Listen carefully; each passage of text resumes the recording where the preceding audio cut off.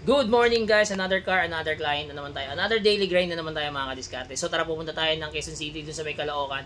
Gagawin natin doon, Hyundai Getz, papalitan natin siya ng speakers and tawag dito, under seat subwoofer. So tara, samahan niyo ako. So ito yung gagawin natin. Touchdown na tayo mga kadiskarte. Yan, kakabitan natin ng speakers and under seat subwoofer. Yan. Last time, ito yung kinabitan natin last time ng Android head unit. So, tara. Check natin. So, ito yung kinabit nating Android.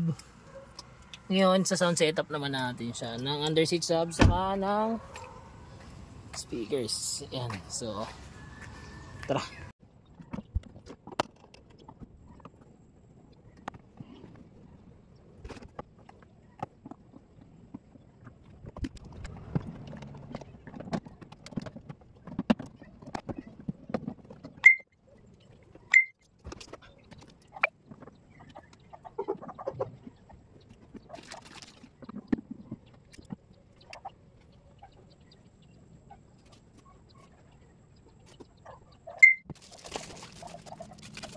Ayan, na-install natin yung JBL.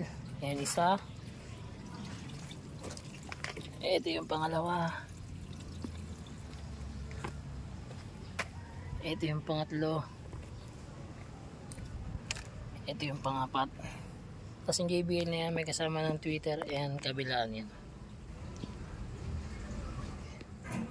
Ngayon, ito naman ikakabit natin. Itong under seat subwoofer na to. Ito na yung under seat subwoofer natin. Ito yung mga wiring kit nya. Tara, salpak na natin. Tapos ito yung ating Android. Ayan yung JBL. Ayan, apat yan. Tapos ito isa. Yan, apat sila.